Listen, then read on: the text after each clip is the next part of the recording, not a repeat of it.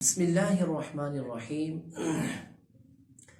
حضرت سیدنا ابراہیم علیہ السلام نے کبھی بھی ابراہیم علیہ السلام نے جھوٹ نہیں بولا، لیکن اپنی ظاہری حیات کے اندر 3 مرتبہ حضرت سیدنا ابراہیم علیہ السلام نے ایسی باتیں کہی کہ جو بالکل ظاہر کے خلاف تھی۔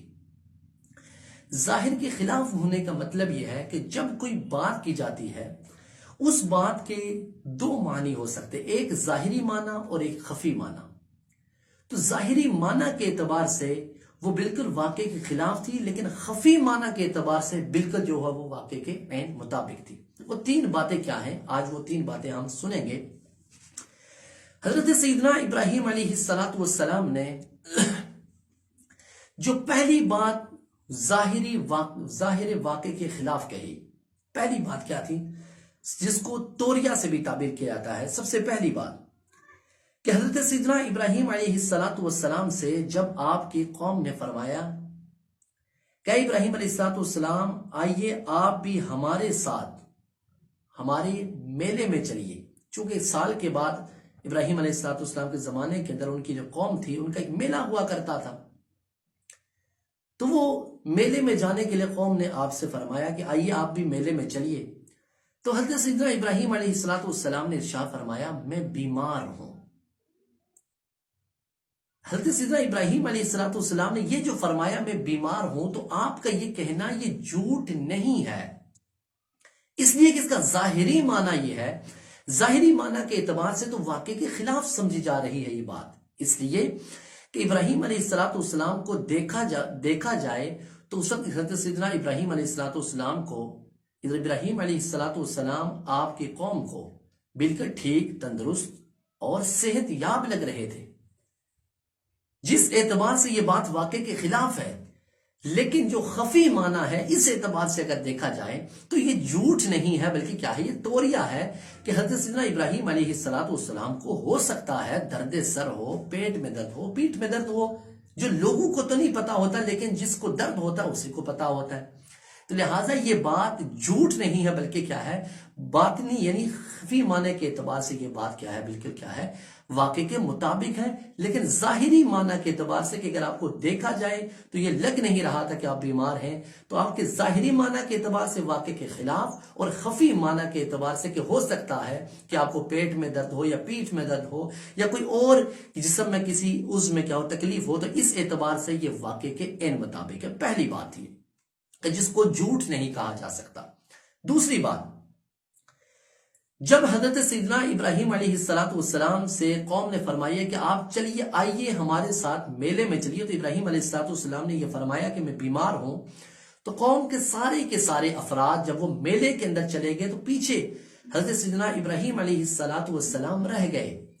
تو حضرت سیدنا ابراہیم علیہ السلام قوم کے بت خانے کے اندر گئے تو سارے کے سارے بتوں کو توڑا، اور توڑنے کے بعد حضرت سیدنا ابراہیم علیہ السلام نے کلہاڑا بڑے بت کے کاندھے پہ رکھ کر آپ واپس چلے آئے۔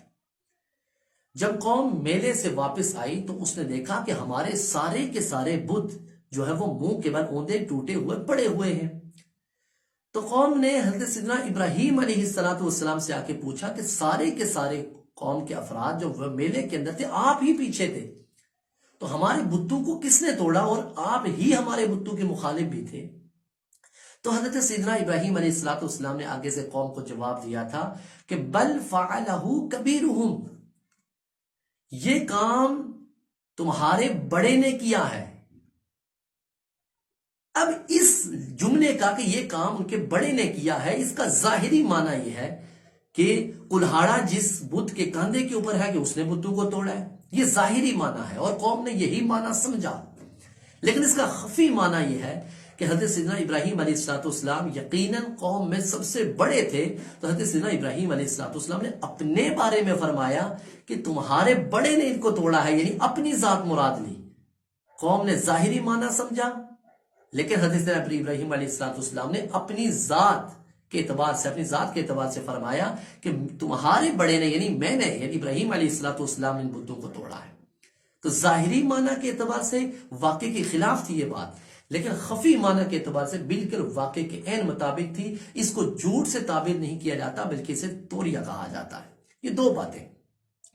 تیسری بات، حضرت سیدنا ابراہیم علیہ السلام اپنی زوجہ حضرت سیدتنا سارہ رضی اللہ تعالی عنہا کو لے کر ایک ظالم، ایک فاسق، ایک فاجر شخص کے گھر کے پاس سے گزرے، جس ظالم کی یہ عادت تھی کہ وہ جب بھی کسی کے ساتھ کسی عورت کو دیکھتا تو اگر وہ اس کی بہن ہوتی تو اسے چھوڑ دیتا، لیکن اگر وہ اس کی بیوی ہوتی تو اسے اٹھوا لیا کرتا تھا. جب حضرت سیدنا ابراہیم علیہ السلام سارہ رضی اللہ تعالی عنہا کو لے کر اس کی بستی، اس کے گھر کے پاس سے گزرے تو اس کے حواریوں نے اسے بتایا کہ تیرے گھر کے پاس سے ایک شخص اور اس کے ساتھ ایک عورت گزری ہے جو بڑی حسین و جمیل ہے. تو جب حواریوں نے جا کے خبر دی تو حضرت سیدنا ابراہیم علیہ السلام کو ظالم نے طلب فرما لیا. تو ابراہیم علیہ السلام سے فرمایا کہ آپ کے ساتھ جو عورت تھی وہ کون تھی؟ آپ کی بیوی تھی یا آپ کی بہن؟ تو حضرت سیدنا ابراہیم علیہ السلام نے فرمایا یہ میری بہن تھی. حالانکہ آپ کی زوجہ ہے سارہ رضی اللہ تعالیٰ عنہ، لیکن ابراہیم علیہ السلام نے فرمایا یہ میری بہن ہے. اب ظاہری معنی کے اعتبار سے یہ بات بالکل واقع کے خلاف ہے کہ آپ نے اپنی زوجہ کو بہن کہا، لیکن اگر خفی معنی کے اعتبار سے یہ دیکھا جائے تو حضرت سیدتنا سارہ رضی اللہ تعالی عنہا آپ کی چچا زاد بہن بھی تھی، اور دوسرا معنی کہ آپ دین کے اعتبار سے دینی بہن آپ نے مراد لی ہوگی. تو یہ جملہ بھی جو حضرت سیدنا ابراہیم علیہ السلام نے ارشاد فرمایا کہ وہ میری بہن ہے، یہ جھوٹ پر مبنی نہیں بلکہ ظاہری واقع کے خلاف، لیکن خفی معنی کے اعتبار سے بالکل واقع کے مطابق ہے کہ آپ رضی اللہ تعالی عنہ آپ کی چچا زاد بہن تھی. اس سے آپ نے اس کی جان بھی بچائی. تو یہ تینوں باتیں حضرت سیدنا ابراہیم علیہ السلام نے واقع کے خلاف فرمائی تھی، جن کو جھوٹ نہیں کہا جاتا ہے بلکہ اسے توریہ کہا جاتا ہے. اگر احادیث کے اندر کہیں بھی یہ لفظ اکذب یا یکذب کے معنی میں استعمال ہوا ہے تو وہ ظاہری معنی کے اعتبار سے ہوا ہے، خفی معنی کے اعتبار سے یہ بالکل صدق اور واقع کیا ہے، عین مطابق ہے. اللہ تعالی ہم سب کو جھوٹ جیسی اس باطنی مرض سے بچنے کی توفیق عطا فرمائے. آج ہم ان چیزوں کو دلیل بنا تو یار ابراہیم علیہ السلام نے بھی تو جھوٹ بولا تھا، نعوذ باللہ من ذالک، اللہ تعالیٰ کے پیغمبر کیسے جھوٹ بول سکتے ہیں؟ تو یہ آپ نے کیا ہے، یہ توریہ فرمایا تھا. توریہ کہتے ہیں ظاہری معنی کے اعتبار سے واقع کے خلاف ہو، لیکن خفی معنی کے اعتبار سے وہ بات بالکل واقع کے عین مطابق ہو. جیسا کہ حضرت سیدنا ابراہیم علیہ السلام نے یہ تینوں باتیں آپ کے ظاہری معنی کے اعتبار سے واقع کے خلاف تھی، لیکن باطنی معنی اور خفی معنی کے اعتبار سے واقع کے بالکل عین مطابق تھی. یقیناً تمام دوستوں کو، تمام سننے والوں کو یہ بات سمجھ میں آ گئی ہوگی. میری تمام دیکھنے والوں، سننے والوں سے گزارش ہے کہ ہماری ویڈیوز کو زیادہ سے زیادہ لائک، زیادہ سے زیادہ شیئر کیا کریں تاکہ اللہ تعالی ہم سب کو دین متین کی اس کام کے اندر بڑھ چڑھ کر